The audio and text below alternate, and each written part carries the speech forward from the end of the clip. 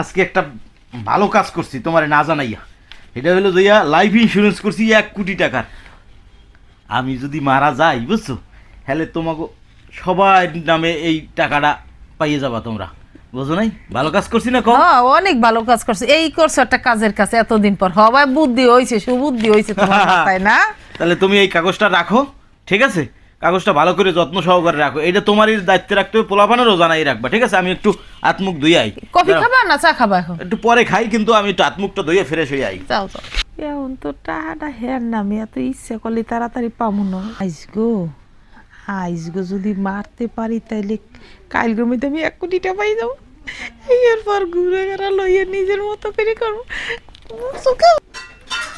কাইল গো প্ল্যানটা মিস হয়েছে, আইস গো মিস করন যাইবে না।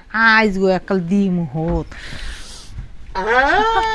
আমি বুঝছি তুমি এরকমের ঘটনাটা আমার লাগে ঘটাইবা না তোমার, এই জন্যই আমি তোমারে পরীক্ষা করছি। আমি তোমার পাও সাইপে দেই, তোমার পাও বলে ব্যথা করে। আমি তো বুঝি তুমি কি করতে চাও, আমারে আগে ভাগেই মারতে চাও। তোমারে পরীক্ষা করার লাগি এই কামটা করছি আমি। তুমি আমারে আগে ভাগেই মারতে চাও যে ওই যে ইন্স্যুরেন্স করছি 1 কোটি টাকা বাবা, মারলেই পাইয়ে যাবা।